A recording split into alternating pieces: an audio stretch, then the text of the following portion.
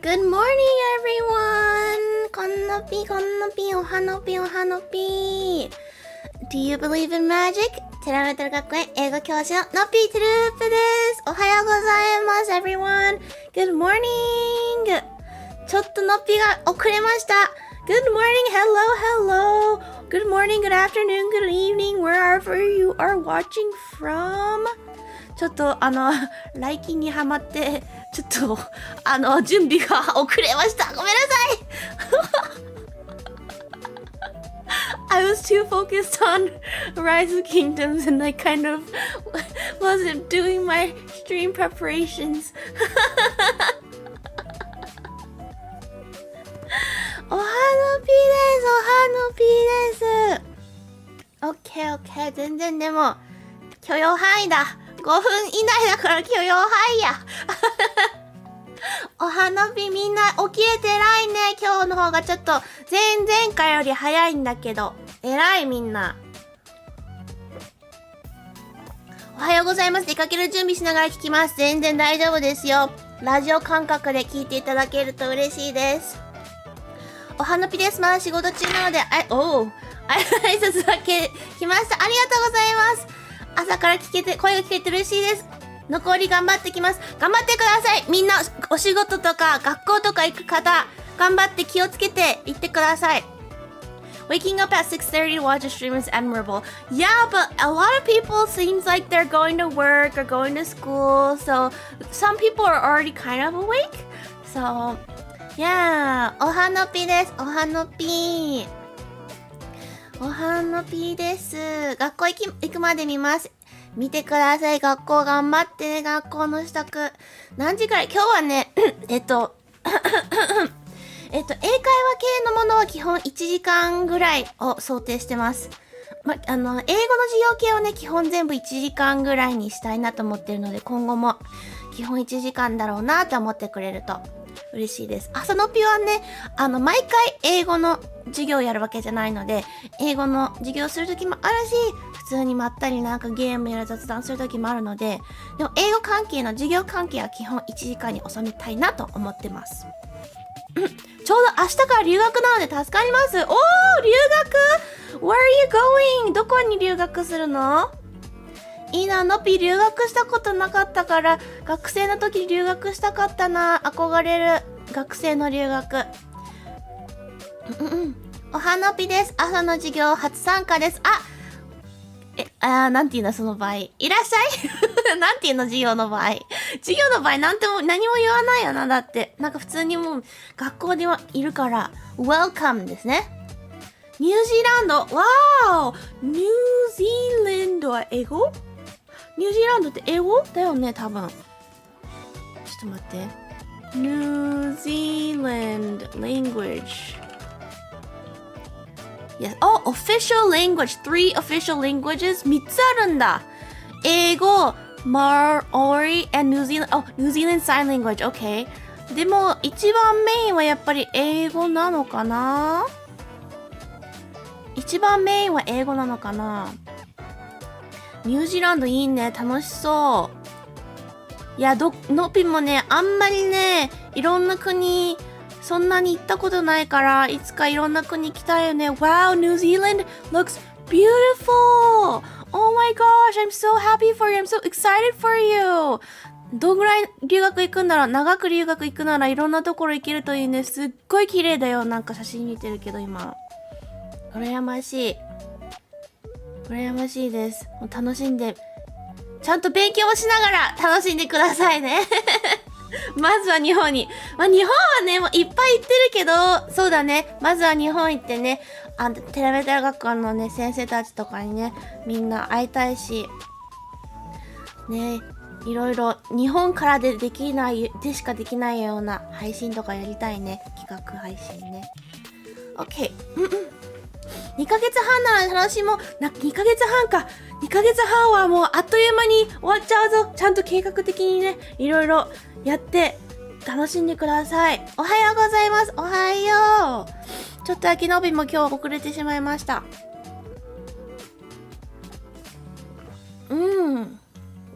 OK。じゃあ、授業の方のページ、シーンに移りましょうか。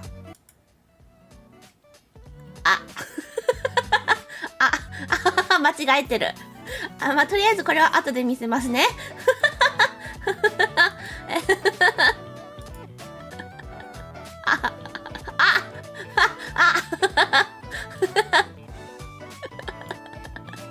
見てない。みんな見てない。は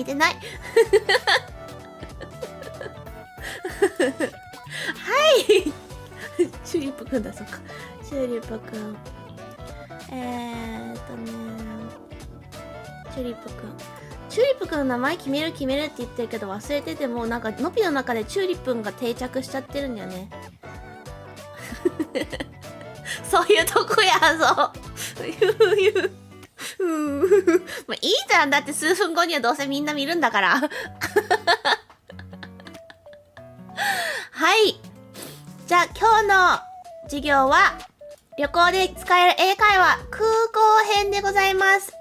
前回に引き続き海外編、前回は旅行の、もうほんと基本中の基本、なんかいつの状況にでも使えるようなものをやってきたんだけど、今回からは、ちょっと、状況を細かくなんか、we're narrowing the situation down, like 日本語なんて言うんだよ、それ。細かくやっていく感じです。なので、今回は空港で使えるような、文章やら会話をやっていきます。もちろんね、空港じゃない時にも使えるからいいんだけど、今回は本当空港にフォーカスしてやっていこうと思います。はい。Alright, so things you can say at airports.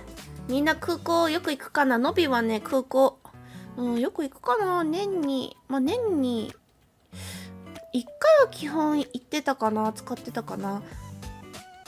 だからどうかな？まあ、空港行ったことない人も、使える人も、行く人も見て、びっくりした。なんか、配信の通知来てサムネが見覚えないサムネだなと思ったら、ちゃんと自分が作ったやつだった。一度も行ったことない。本当に日本の、授業で全然関係ないけどさ、みんな羽田の空港、日本の羽田空港行ったことある？確か羽田だったと思う。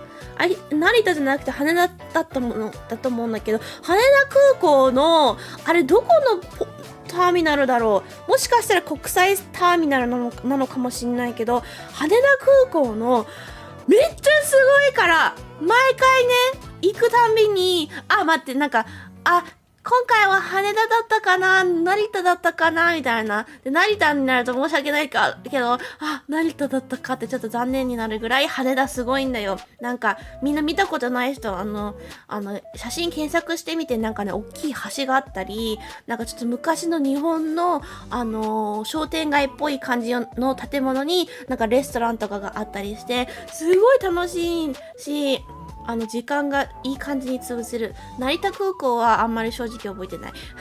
成田空港は普通の空港と同じだった気がする。だから次日本行った時羽田で行きたいなってめっちゃ思ってるけどどうなるか。Okay, well let's start. じゃあ見てみましょう。まず、基本、これですね。あれこれ他の授業でやったっけ？ちょっと覚えてないや。まあ、多分やってないということで、最初の文章。Where is〇〇 Where is blank 〇〇は blank って言いますね。Where is blank 〇〇はどこですか？これはね、よく聞く文章だと思います。でもこれを、空港のシチュエーションにして、例文を作ってみたので見てみましょう。結構ね、なんだろう。パッと思いつきにくいような言葉とかあるかなと思ったので、ちょっと用意してみてみるので、待って。どうやってやってたっけ英会話の授業がちょっと1週間お休みしちゃってたからどんな風にやってたのかちょっと忘れちゃった。So, where is blank ですね。Where is blank? Alright, let's look at some example sentences. 今回は excuse me って言葉を最初に入れますね。これはすみませんとかですね。多分誰かに声掛けするときにこの文章を使うので excuse me を最初に入れましょう。入れた方がいきなり相手の方もびっくりしないと思うので。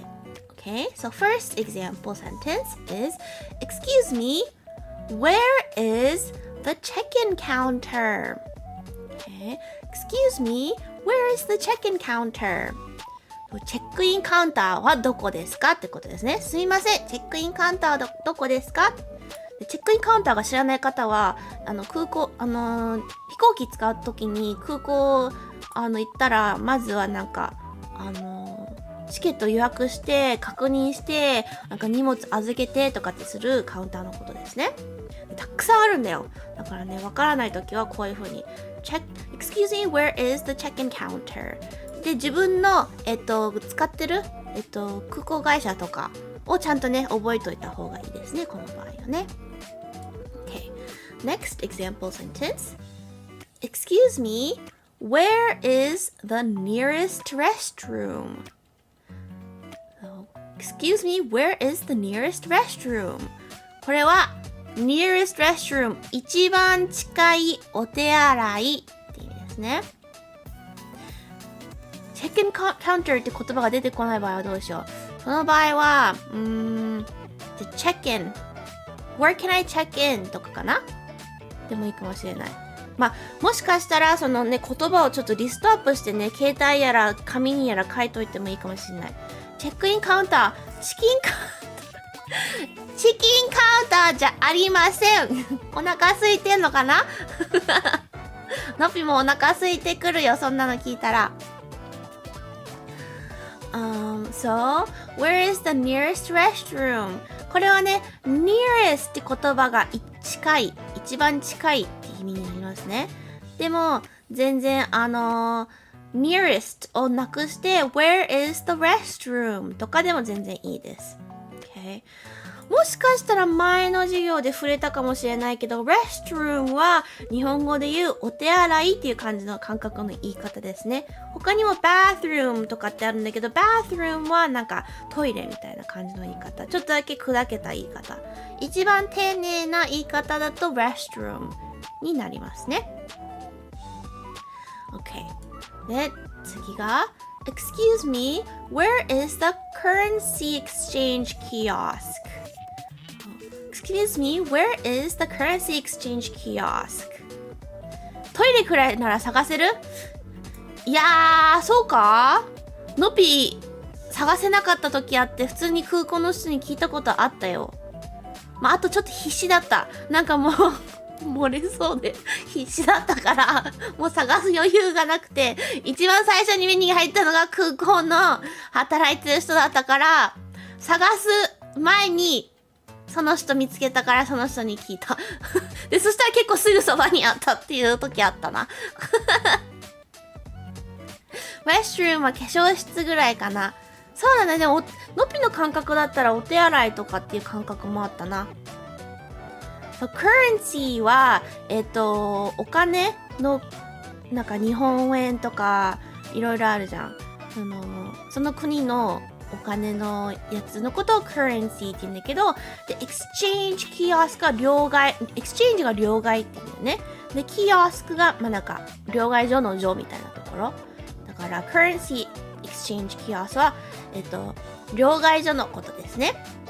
海外に行く場合は、行く国のお金に両替した方がいいので、両替所を探したりする時よくあるかなと思います。Okay.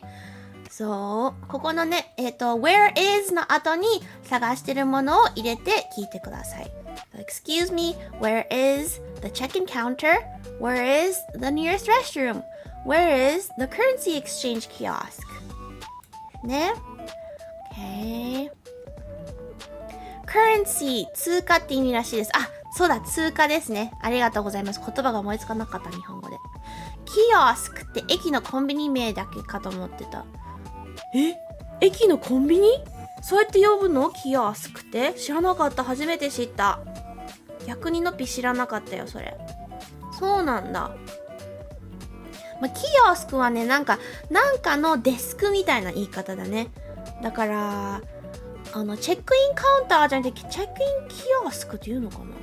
But I think you call those kiosks too. だから、ああいうデスクのことは基本的にキオスクって呼んだりします。もちろんその状況によったりして変わるけど、売店、そうだ、売店とかもキオスクって呼んでもいいかもしれない。そうそうそう。駅のホームにあるのがキオスクって呼んでます。そうなんだ、初めて知った。それは初めて知った。Okay, alright, let's go to the next sentence. Or next sentence. 次行きましょう。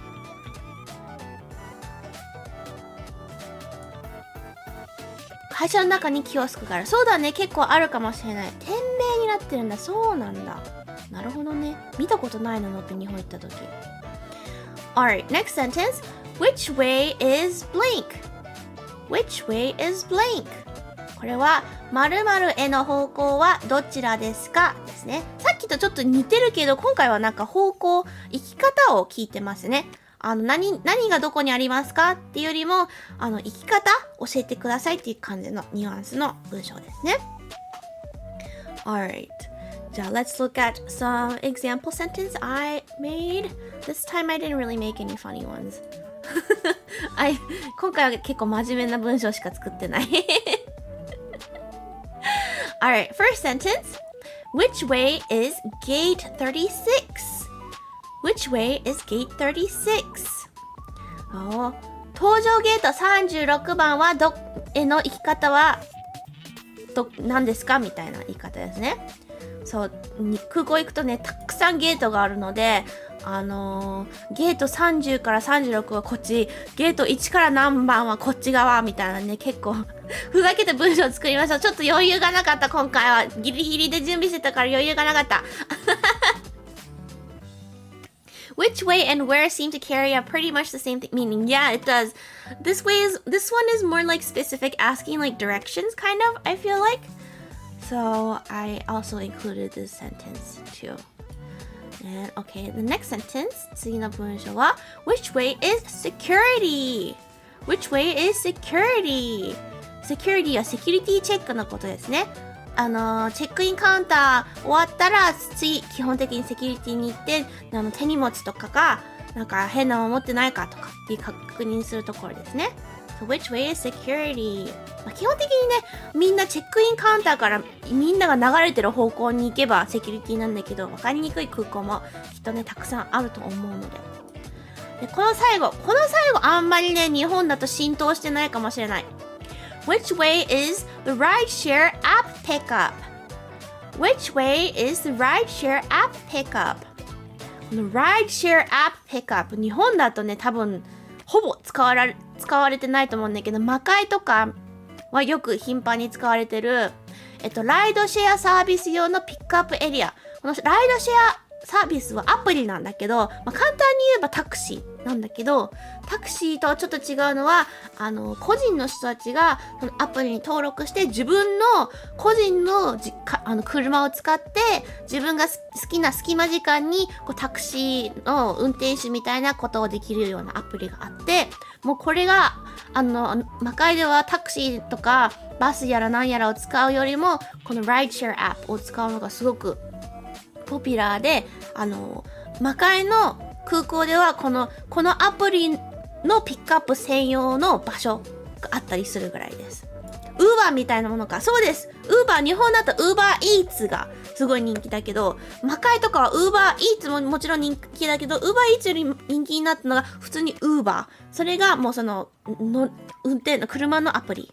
ウーバーだったり、あとは Lyft とかも結構人気ですね。ほぼ英語みたいな文章だ。どういうことどういうことそれは日本だと捕まっちゃいそう。緑ナンバー取ってたらいけるけど。そうだね。日本はね、タクシーの方が人気だから、日本ではこの Rideshare App はすごく難しいかもしれないんだけど、タクシーの文化がそこまで人気じゃない国とかは結構このアプリが人気になってるのかなっていうイメージです。そう、Uber and Lyft のびもよく使ってます。とても便利なアプリです。はい。搭乗するっていうの、乗車するエリア決まってるのか。そうなんだよ。そう。本当にこれはね、空港によるんだけど、魔界ののぴが今まで行ってきたことある魔界の空港だと、結構、親戚とか家族とかにピックアップしてもらう車とかがすごい並んでるわけですごい混んでるし、で魔界とかは日本ほど交通機関が人気じゃないから、みんな結構誰かにピックアップしてもらうか、自分で行きたいところにこうタクシーやらこのライドシェアのやつ使ったりするから、もうね、ごっちゃ混ぜになっちゃうから、それ専用のエリアがあったりしますね。いわゆる白タクシー、個人タクシー。簡単に考えるとそうかもしれないね。そう。そういうことですね。なので、特に魔界に来た時はこの文章覚えてもらったらいいかもしれないですね。So which way is the rideshare app's pickup? So we had which way is gate 36? Which way is security? Which way is the rideshare app pickup? って感じですね。ちょっと長いけど、覚えられなかったら、例えば、which way is the Uber pickup? Which way is the Lyft pickup? っていうね、そのアプリの名前言っちゃっても、大体の人は、その Uber か Lyft なら、皆さん知ってます。それ以外のアプリはのびも知らないので、使わない方がいいでしょう。多分、ピックアップリクエストしても来ないから。人気があんまりないので。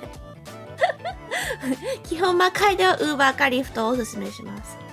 Okay, alright. Next. 今回はもっと細かくシチュエーションの時に使う感じの文章ですね。今回はチェックインで使うような、文章です。Okay, so these sentences are they're more specific to the situation. So first, これは会話ですね。あと、this time I have some conversations. So, question. 質問。これはだいたい空港の人に聞かれますね。So they'll say, May I see your passport? May I see your passport? パスポート見せていただけますか？で、この場合、答える余裕があれば、Here you go とかっていう風に言ってもいいです。これどうぞって言うんですね。Here you go. Or または、無言で渡しても全然 OK です。You can just hand it to them without saying anything. That's okay too. If you're like, nervous and can't talk, you can just hand it to them. Or もしくは OK とかつって言いながら渡してもいいです。でも全然どっちのパターンでも空港の聞いてる方は別にこいつ態度悪いなとかって思ったりしないので、全然向こうもね急いでるのできっとどっちでも大丈夫です。Okay? So they'll ask you 質問が May I see your passport? とか Passport please とかっていう方もするかもしれないね。So, May I see your passport? And then you can say Here you go or って手を渡すだけはいみたいなPerfect solution when too lazy or tired to talk. That too. そうね、もう単に話したくないっていう場合は普通にね、無言で渡して大丈夫です。全然大丈夫です。はい。答える余裕なかったなでしょ？やっぱりね、緊張もあるし、あと空港ってもう全部がみんな急いでるから、もうはいみたいな感じだから、もうね、なんか、まったりとね、こう、会話をする余裕は、こちら側もないし、働いてる側もないので、パッとやっちゃいましょう。はい。次、next. Alright. Question. 質問が、Do you have any baggage to check in? Do you have any baggage to check in? これは、預けたい荷物はありますかですね。なので、チェックインカウンターで、大きい荷物、飛行機の中に持ち込めない荷物は基本的に、チェックインのカウンターで渡しますね。なので、そこで、預けたい荷物ありますかとかって聞かれた時には、こういう感じで答えてみましょう。Yes, I have one suitcase.Yes, I have one suitcase. なので、もちろんね、一つしかない場合は Yes で終わってもらっていいんだけど、例えば複数2個3個あったりした場合は Yes, I have two suitcases. I have three suitcases とか I have one suitcase and one box とかね、っていう風に言ったりしてもいいかもしれないですね。荷物を指して、ダメか。荷物、1個しかないならいいと思う。1個だけあるなら、さっきの同じパターンのように、無言で見せて渡す感じでもいいかもしれない。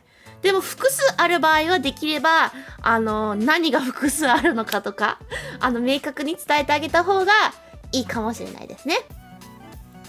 はい。そう。これはもう、はい、スーツケースが一つあります。みたいな感じですね。So the question was, do you have any baggage to check in?Yes, I have one suitcase. Or I have three suitcases. とかって感じですね。おはようございます。おはようございます。今日は空港で使う、文章やら会話をやってますね。今はチェックインカウンターで使いそうな会話をやってます。Alright. もう一個あったかな、チェックイン。あったね。OK。カタカナ英語で生きていく。全然大丈夫。特にね、チェックインカウンターが多分ね、空港の中で一番、こう会話がちゃんとできる余裕があるとこかなって思うので、特にチェックインカウンターのとこもね、空港会社の方が対応してくれるので、結構、バイリンガルの方とか多いイメージ、空港会社によるかもしれないけど。だから、英語がね、ちょっとやっぱりまだ自信ないよって方でも、結構親切に対応してくれる、なんて言うんだあの方たち、キャビンアテンダントみたいな方もしかしたら飛行機に乗らないかもしれないな。でもそういう人たちなので、セキュリティとかの人の方がちょっとだけ不愛想なイメージが、ナペは個人的にあります。はい。じゃあ、3つ目の会話。Please place your baggage on the scale.Please place your baggage on the scale. これは荷物をはかりの上に置いてくださいですね。答え方が、これももちろん OK でもいいし、無言で置いても大丈夫です。Okay, so you could say like okay and then place it on the scale or just not say anything and just put it on the scale. これは重さをね、測らなきゃダメなので、重さがね、オーバーしてたらね、お金払わなきゃダメになっちゃうので、それを確認するときによく言うような会話ですね。ハンドサインを避けた方がいい。いや、ハンドサインやってもいいと思うよ。でも多分ハンドサインを使うイコール、まだ英語とかが自信ないですっていうのが伝わると思うから全然いいと思う。ニコニコしながら OK の方がいいんだろうな。そうだね。答えられ、ちゃんとね、相手が言ってる意味が分かってて、自分もそれに対して、ちゃんと会話がこれで成立するだろうなっていうことであれば言っていいと思う。でも分からないのに OK とかっていうのをやめた方がいいよ。余計ややこしくなると思うから。分かんないときは本当に分かんないってアピールして、やりましょう。それの方がね、時間が、無駄な時間が、無駄な時間が、なんていうの、経たない。無駄に時間が取られないので。日本人 OK 言いがち問題。そうそうそう。いや日本人だけじゃないと思うよ。もう英語とかその言語がわかんない人みんなね、そうやって言っちゃうのはすごいわかるんだけど、のぴもね、きっとね、他の言葉を使わなきゃダメな時があったら、そうやって言っちゃう、焦ってね、言っちゃうと思うんだけど、多分ね、やっぱり、こっちからしたら、分かってるんだって思っちゃって話進めちゃうから、分かんない時はね、はっきりと言っちゃいましょう。とか、アピールしましょう。分かんないですってことをね。Okay, so please place your baggage on the scale, and then you could just say, okay. Okay, alright. I remember how in some countries, some signs have a completely different meaning. That is true. Very good point. 今、英語のコメントで、言ってくれたのが、国によってハンドサインも意味が変わったりする時あるから、自分がね行く国ではこのハンドサインぐらいはねちょっと確認してもいいかもしれない。ちょっと失礼なハンドサインがある国もあるし、あるので、自分がね行く国の情報はちょっとあらかじめね調べておいた方がいいですね。毎回ね。Okay, alright. Next, I think the next situation is 機内の中で in the cabin. Okay, 飛行機の中でですね、飛行機の中での会話ってあんまりしない気がする。キャビンアテンダントさんがこう取った時になんか会話するけど、それ以外の時にはなんだろう、なんか頼む時以外はしないかもしれないんだけど、これはよく聞く会話ですね。Alright, so the question is, what would you like to eat? Or, what would you like to drink? Okay, これは食べ物、飲み物どうしますかですね。So, what would you like to eat? もしくは、what would you like to drink? これは多分、長時間のフライトだったら2回ぐらいは来るよね。Beef or chicken とか、意外とね、beef or chicken って言わないんだよ。結構ね、最近はなんか、おしゃれなメニューがあるので、そのメニューの名前を、なんかババババババって言ってきて、何そのご飯よくわかんないんだけどみたいな時全然あるんだよ。だから、そういう風に聞かれたりする時もあるし、言わない時多い気がする。もしかしたら、のぴがその魔界の、エアライン使ってるからかもしれないけど、もしかしたらね、日本のエアラインとか、日本初のフライトで魔界に行くって場合だったら、もしかしたらキャビンアテンダントさんもね乗ってる方のためにちょっとシンプルにしたりするかもしれないんだけど、のぴには普通になんかよくわかんないメニューを言われたりされたりするときある。These days the choice is limited. You eat what you get. That's true. There's usually only two choices.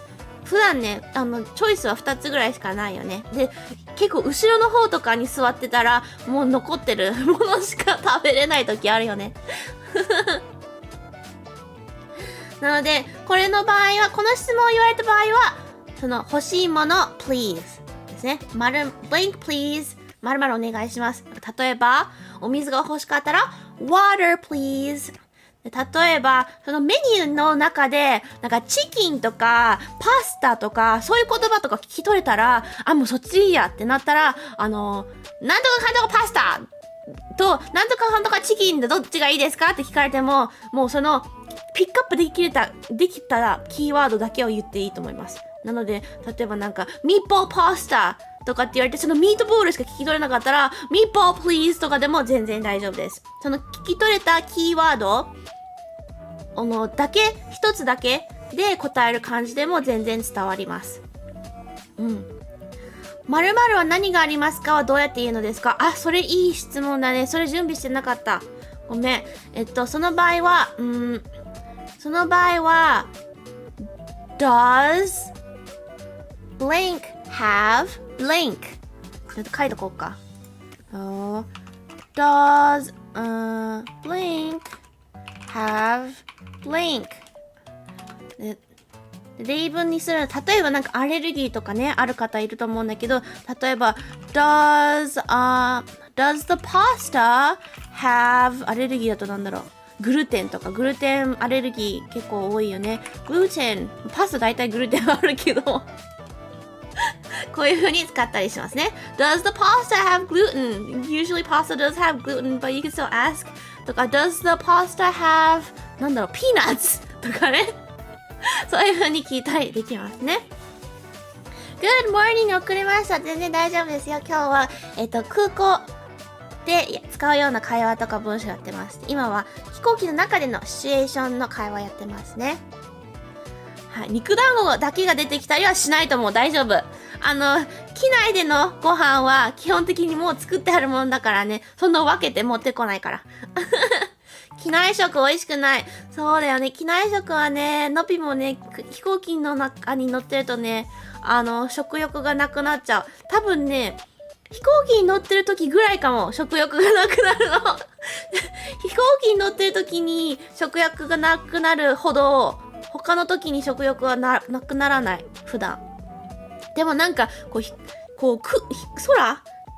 空中にいる時になんか食べるとなんか口の味覚が変わるから余計に美味しくなくなるみたいな説は聞いたことある。本当か知らないけど。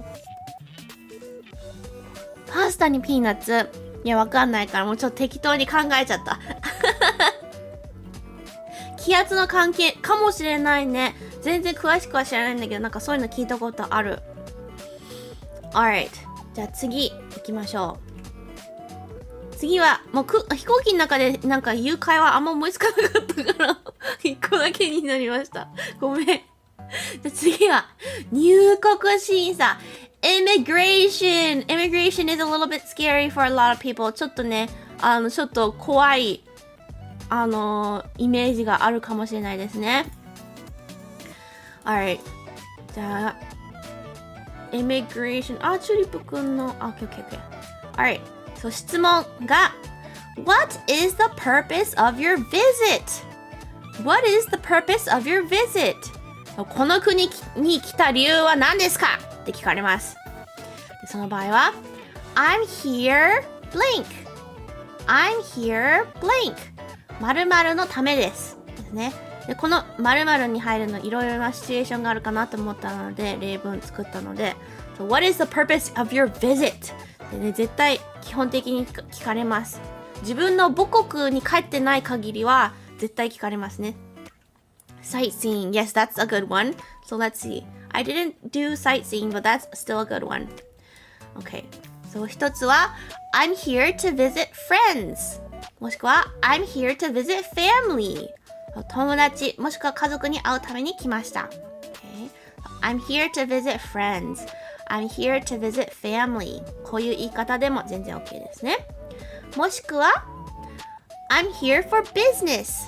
Or I'm here for travel. 今コメントにあった sightseeing でも大丈夫ですね。I'm here for sightseeing でもいいです。仕事もしくは旅行のために来ました。Miss Noppy, I came here. Oh, you're here. Hello, good morning. それ sightseeing の一言で済ましょう。余裕ないから。でもね、ここで嘘はつかないようにした方がいいです、皆さん。嘘はつかないようにしてくださいね。で、なんだろう。例えば本当にね、その、相手の方によるんだけど、結構細かい質問とかしてくる人もいます。その国によってね、なんだろう、厳しい度合いが変わるので、わかんないんだけど、のぴは。のぴは魔界帰るときはね、魔界国籍だから、もう国籍の人の方行っちゃうから、結構すぐ通れちゃうから、魔界に来る海外の方がどういう対応されるのかわかんないけど、結構怖いとか、ちょっと、みたいな感じらしいので、嘘は絶対つかないようにしましょう。はい。できるだけ細かく、何をしに来たのか説明しといた方が、スムーズに通れるって聞きました。はい。なので、もしかしたらここのね、入国審査でね、何かしらの理由でね、引っかかったら結構ね、めんどくさくなるので、ここの場合のためには、ちょっと何を言うかあらかじめ準備しといてもいいかもしれないです。ここで引っかかると本当なんか別の部屋に連れて行かれていろいろ細かく質問されたりするっていうの聞いたことあるから、マジで嫌だからここで引っかかるのは。皆さん気をつけましょう。そう、嘘を絶絶対ダメ。なんかね、変に、なんか別にこんな嘘大したことないだろうと思って言ったら、で、その嘘が何かしらの理由でバレた場合、本当にめんどくさくなるから。カツ丼食えるから。カツ丼は残念ながらないと思います。待って、日本のさ、警察で捕まったらカツ丼もらえるのって、それ本当？よくドラマとかアニメとかに出てくるけどさ、あれ本当？もうさすがに最近はやってないのかな？ travel と sightseeing と同じものとして使ってもいいんですか？大丈夫です。同じ意味は同じなので大丈夫です。自腹もらえないんだ。あ、そうなの？そうなんだ。あれはもうドラマのネタなんだ。ネタなの？本当にあることを実際にやってんのかと思った。なんだ、もう完全にネタなんだ。そうなんだ。あれはこちら持ち。やろうと思えばできるの？出前か。出前か。なるほどね。面白。そうなんだね。いいコメントありました。滞在先の住所、電話番号をメモって持ってた方がいいです。そうですね、確かに。それもやっといた方がいいかもしれない。例えばね、そのお友達のところに泊まる、家族のとこ泊まる、仕事のためにホテルで泊まるなど、そのね、ホテルの住所と名前とかも書いといた方がいいかもしれないです。何が起きるかわかんないので、本当に、デスクの方の気まぐれによって、細かい質問されるかされないかもあるらしいので、本当にそれはね、もう何が起きるか分かりません。その人にもよるし、タイミングにもよるかもしれないので。Alright。じゃあ、immigration もう一個あったかな、例文が。はい、ありますね。さっきの質問聞かれた後に、How many days are you going to stay? How many days are you going to stay? 何日滞在する予定ですかって聞かれる可能性高いです。その場合は、ここもちゃんと嘘つかないように。〇〇 blank days もしくは blank weeks or blank months.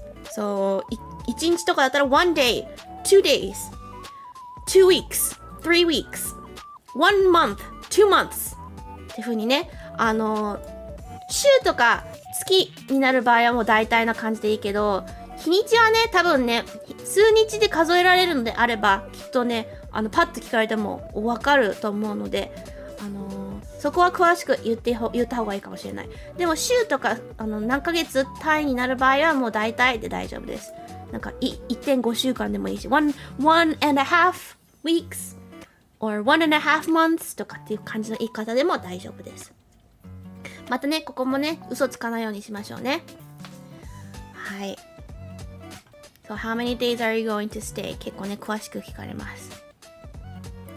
ここは結構シンプルかな？結構 straightforward かな？ How many days are you going to stay? Something days. Oh! Sometimes they even ask to show the return ticket or the hotel booking. Really? I've never had that happen. 今、英語のコメントで、たまに、帰りのチケットとか、そのホテルの予約とかの証拠も見せろって言われる可能性があるらしいです。なので、自分の、もちろんか、母国じゃなかったらこんなこと聞かれないもんね。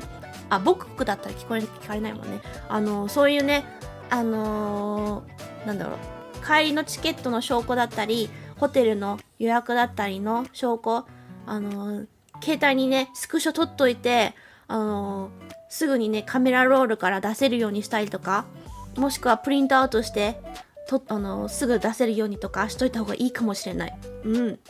特にね、これは言いたくないけど、魔界はすごく厳しい国の一つではあるので、準備しといた方がいいかもしれないです。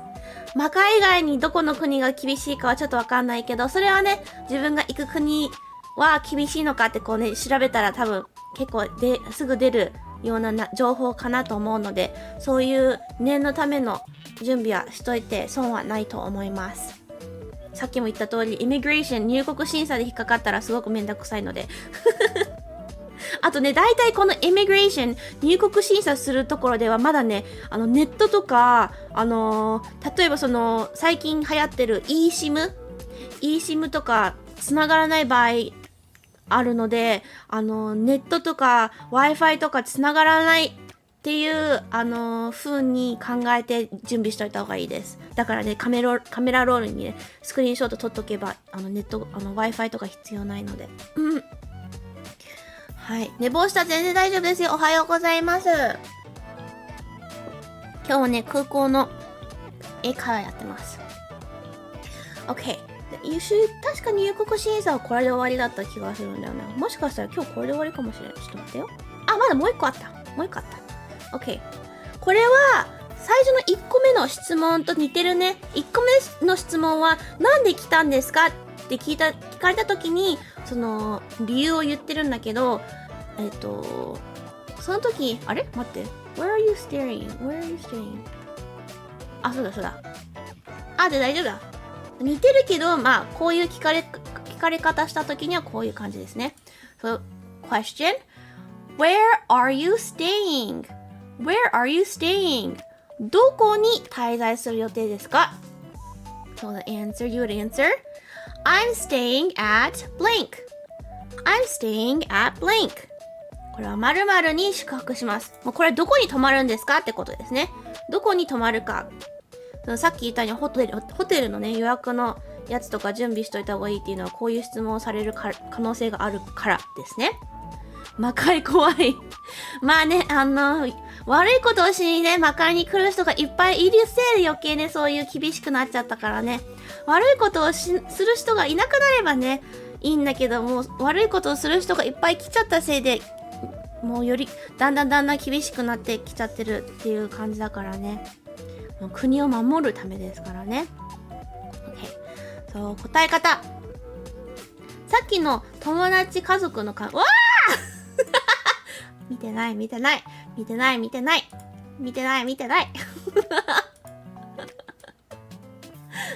れ答え方。I'm staying at my friend's place. もしくは I'm staying at my family's place. ですね。So, I'm staying at my friend's place. I'm staying at my family's place. 友達もしくは家族のところに泊まります。で、ホテルとかの場合は I'm staying at a hotel. I'm staying at an Airbnb. Okay, so I'm staying at a hotel. I'm staying at an Airbnb. これはホテルもしくは Airbnb に泊まります。Airbnb って日本だと人気になってるかな？魔界ではすっごく人気なんだけどどうなんだろう。日本でもね Airbnb なんかできるようになってるっていうの聞いたことあるんだけど、知らない人やっぱりいるか。Airbnb は自分の個人の家をホテルみたいにするために貸し出すシステムですね。民宿みたいなイメージ。多分それで合ってる。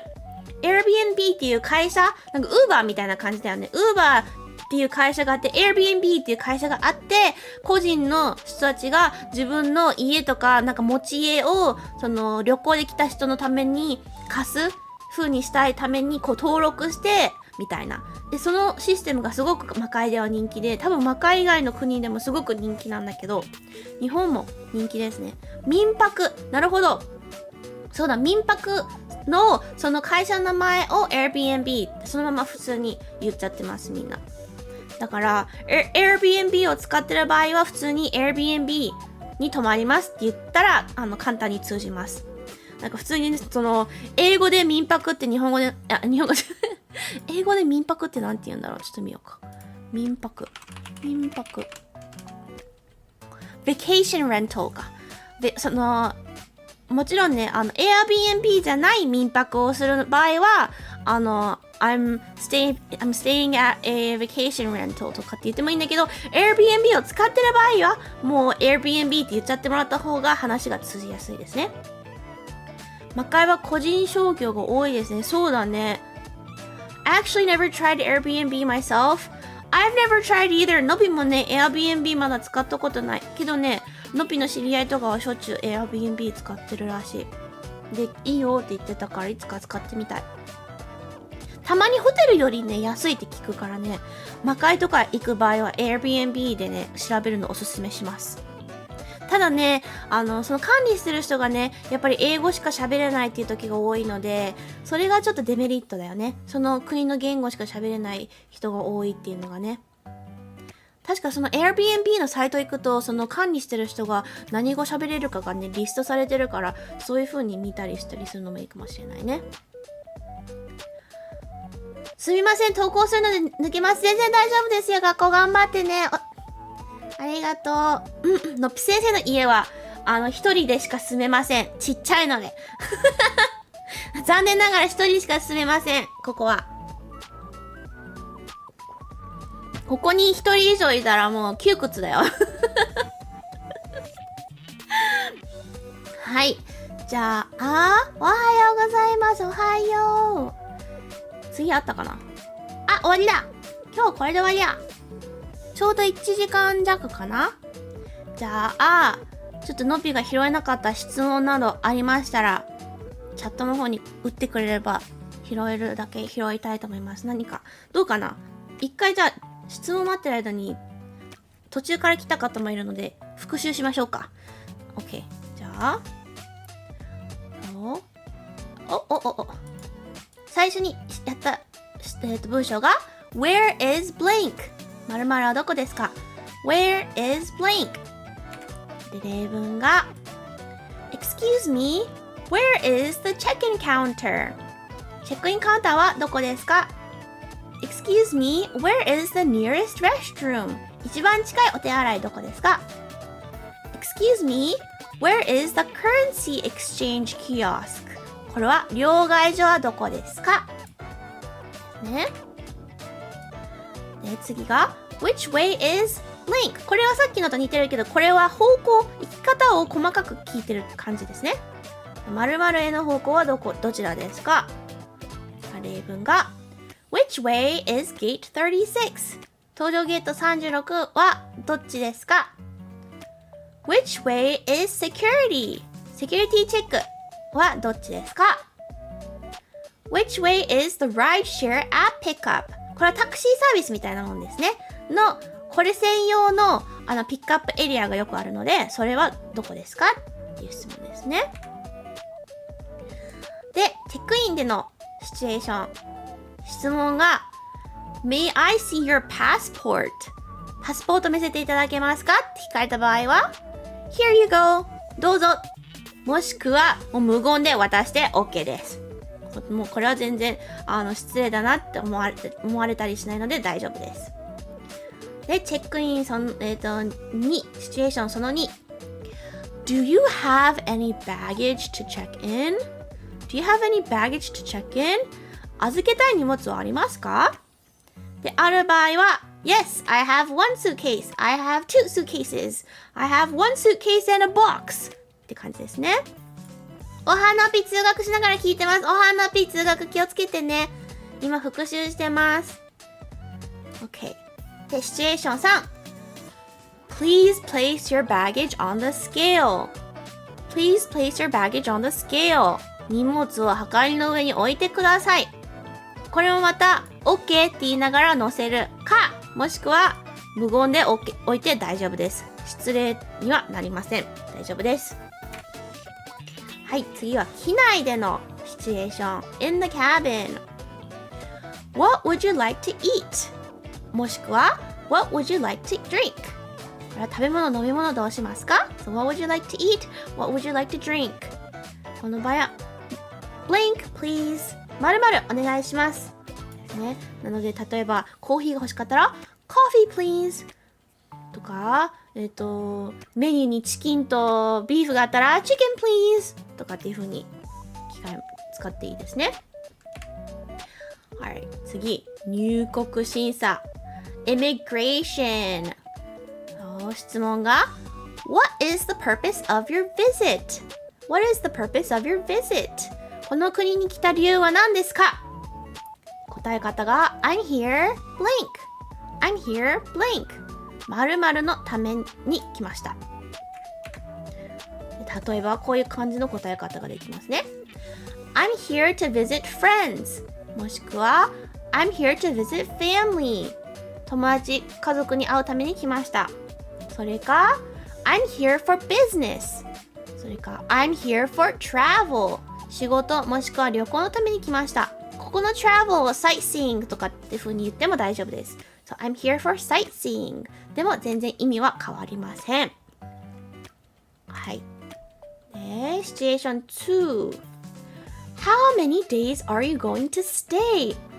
How many days are you going to stay? 何日滞在する予定ですか？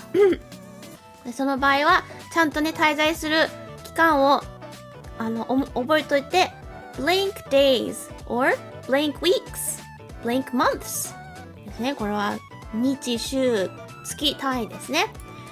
で日単位で覚えてられるのであればそれぐらいでいいけど、週と月は大体でいいです。1ヶ月半とか大体2ヶ月とかね感じで大丈夫ですね。で Immigration Situation 3入国審査入国審査シチュエーション3で聞かれるような質問は Where are you staying? Where are you staying? どこに滞在する予定ですか？I'm staying at blank I'm staying at blank 〇〇に比較します。これはホテルだったり友達の家だったりとかですね。これ例文 I'm staying at my friend's place or I'm staying at my family's place ね、友達家族のところに泊まります。それか I'm staying at a hotel I'm staying at an Airbnb ホテルもしくは Airbnb に泊まります。Airbnb は民泊のことですねっていう風に使えます。これ終わりだったっけですね。はい。じゃあ復習はこんな感じになりますね。じゃあ質問あった気がするのでちょっと見てみましょう。飛行機でブランケットくださいとかはどう言ったらいいですか？いい質問ですね。機内のところにありますね。ここだね。でも今回ちょっと似たような例文作ってないな。その場合はですね、ブランケットくださいとかだったら、多分その場合は、excuse me から始めていいかもな。excuse me, can I get a blanket? Can I get a blanket? とか、do you have a blanket? とかっていう質問の仕方でもいいと思います。or, excuse me, do you have a blanket? よくね、ブランケットなくなったりしたりする時もあるから、なんかそういう質問でもいいと思います。Okay? で、ブランケットじゃないもの、例えば、イヤホン。よくイヤホン配ってるよね、機内でね。Excuse me, can I get earbuds? Excuse me, can I get headphones? とか、Excuse me, do you have なんとかっていう風に Please blanket は伝わらないな。そういう言い方したいんであれば blanket please だね。順番は逆です。blanket please でもいきなりそういう言い方するのは、伝わらなくはないけど、できればね、もうちょっと今書いた文章どちらかを頑張って言ってもらった方がなんか What? みたいな風に聞き返されない確率は上がりますね。May I have blanket? かっこ drinks とか、これは May I have a blanket? A 忘れないでね。まあでも A なくても伝わります。May I have a blanket? Or may I have coffee? May I have water? 飲み物の場合は A がつきませんね。はい。他にあったかな質問。英語で敬語みたいにより丁寧に言うことはできるんでしょうか？また英語圏の方々は日本みたいに言葉遣い気にされる方って多いのでしょうか？簡単に言うと気にしません。気にしないので気にしなくて大丈夫ですで敬語みたいにっていう場合はこのね What would この場合は would で使ってるんだけど、この場合 would じゃなくたら What do you want to drink? とかっていう風に聞かれると結構ちょっと砕けた感じ。答えてる場合はね please なしにしたらいいかもしれないね。こう例えばこの質問聞かれた時に What would you like to eat? 聞かれたらチキンそれだけでもいいです。でもね、それに後から please つけるのは別に、すごい時間を取るわけじゃないので、please 一言つけるぐらいだったら、つけといた方が、自分の印象が良くなるかもね。あんまり気にされはしないけど、印象は良くなる。コメントが、ラグがあるなと思ったら、こういうことね。Chicken excited そんなに気にしなくていい。でもね、本当に気になるなら、please をつけたりしたら、ちょっと和らぐかな、やっぱりね。ニュアンス的に。はい。今日あっちいな。あっちいな、今日は。なんでだ、先週と結構涼しかったのに、今日あっちいですな。はい。1回目の授業配信でも言ってたので見返してみるのもいいかな。そうだね、確かに。1回目の配信で結構、その丁寧な敬語的なことについて結構、長く話してた気がするので、旅行で使う英会話1の方を見てくれるといいかもしれないです。あれもそんなに長くないはずなので、見つけやすいかもしれない。はい。他に何か last minute questions なんか質問あるかな。翻訳さえ使えれば無敵。そうだけど、機内の中で携帯使えない可能性高いよ。大丈夫辞書持っていくの暑さに気をつけてありがとう。全然ね、日本のみんなほどで暑くないから大丈夫。のっぴは慣れてないから暑いって言ってるだけだけど、日本のね、暑さに比べたら可愛いもんよ、多分。ちょっと見ようか。いや、可愛いよ。可愛いもんです。でも今日本の気温と同じぐらいだな。ただね、湿気がないだけマシだよね。機内 Wi-Fi。機内 Wi-Fi あるけど、あれってさ、お金払わないとめっちゃ制限されてるから、お金払ってもいいんだったらいいと思う。でもお金払いたくないならかなり制限されてる、できることが。だからワンチャン、辞典みたいなのにアクセスできない可能性あるかもしれない。紙辞書はね、持ってきたくないよね、重いから。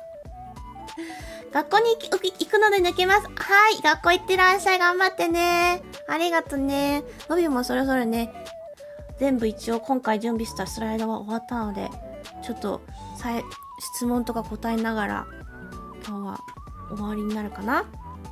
入国審査の時紙に書いといて読み上げても大丈夫ですか？大丈夫です。むしろそれやったらすごくいいと思います。スムーズにいくと思います。入国審査の時はね、本当にいろんな質問聞かれる可能性あるし、全然ね、パスポート見せてなんで来たので終わりの可能性もあるので、わかんないよね、本当に。なので、ちょっと準備しといてもいいかもしれないですね。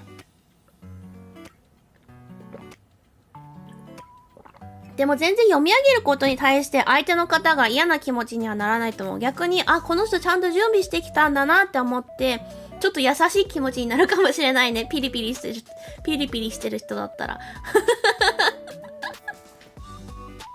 ほんとね、空港の人ってなんでかわかんないけど、結構ピリピリしてる人多いんだよね。やっぱりすごく大事なお仕事で、何が起きるかわかんない場所だからかもしんないけど、ちょっと最初からちょっと怖く見せてるっていう可能性もあるかもしんないんだけど、ほんとね、ちょっとピリピリしてるから、優しい人もいるけど、ピリピリしてる人の方が多いかもしれない。特にね、忙しい時間。朝とか誰も人が少ない時間はそうでもないけど、ピーク時間とかはね、本当に怖い気がする。なので皆さん、ちょっとそれを覚悟して、準備していきましょう。はい。じゃあ、今日はそんな感じかな。冷え。大丈夫。怪しい行動やらしなければ大丈夫。はい。いかつい人いっぱいいるイメージ。いや、それはそう。絶対やっぱりいかつい人じゃないと、まず仕事できなさそうだよね。だって本当に事件が起きたりするのって空港よくあるじゃん。だから、やっぱりね、そういうのができる人、対応できる人じゃないとダメなんだろうね。はい。じゃあ最後にですね、最初の方にちょっとちらっと見せてしまいましたが、次の配信の告知簡単にさせてください。アンダーテールパート7やりますね。結構もう、皆さん知ってるシリーズですが、7、パート7を9月1日、早い、もう9月だよ。早いね、みんな。9月1日、12時半、日本時間12時半にします。Cute thumbnail, I know, right? The art's so cute. 本当に今回のイラストもね、お気に入りです。まあ、全部お気に入りなんだけど。今回はね、サンズも書いて一緒にいただいたので、これはもうサムネに使うしかと思って使わせていただきました。ありがとうございます。英語わからなすぎて怪しく見えちゃいそう。大丈夫だよ。空港はね、その国の言語が喋れない人だらけのところなんで、そこはね、多分大丈夫だよ。そこは大丈夫。うん。はい。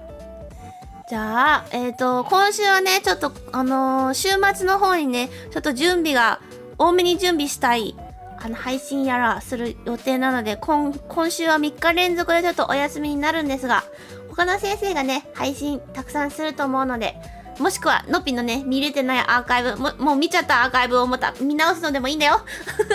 のっぴの声聞けなくて3日間寂しいなって人は、アーカイブ見てください。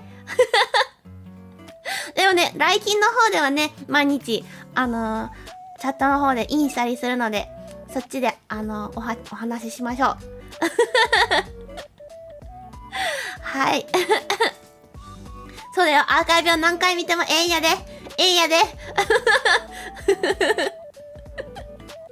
はい。じゃあ、今日も皆さん見に来てくれてありがとうございます。少しでもためになったらいいなと思います。少しでもためになったでしょうか？はい。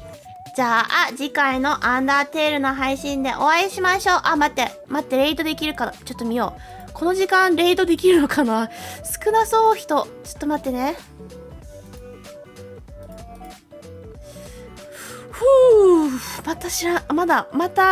まだあんまりお話ししたことない方ばっかりやな。ちょっと怖いな。昨日はね、イベントやってる方だったからレイドしやすかったんだけど、今日はちょっと無事な。どうかな。どうでしょう。日本語で配信されてる方、いるかな。朝活してる方いるな。朝活してる方どこ行こっか。そういえば途中で叫んだのは何だったんだろう。途中で叫んでた？そうだっけ？朝活してるけど寝てるな。配信で寝る方結構いるんだけどさ、すごいよね。すごいよね。配信中に寝てるのって。のっぴできねえわ。のっぴ絶対できねえわ。今日はちょっとレイドなしになりそうだな。レイドがなしになりそうなので、のっぴのアーカイブじゃないわ。あれだな。It was cute to see you chat so much in Lugi's chat when you rated her. Oh yeah. I'm trying to make a lot of VTuber friends. So, yes. I guess like sometimes when I follow them on Twitter, they notice, or whenever I chat in their chat, they notice, but sometimes they don't notice at all. So the only way for me to be able to get their attention is to raid them. So, yeah. But yes, I think there's no one to raid today. 今日はね、レイドできる人いないそうなので。はい。じゃあ皆さん、このまま終わるかなと思います。じゃあ皆さん、ありがとうございます。今日も見に来てくれてありがとうございます。Have a wonderful rest of your day, and I will see you on Friday! はい、金曜日にまた会いましょう。ありがとねみんな。おつのぴでした。おつのぴー。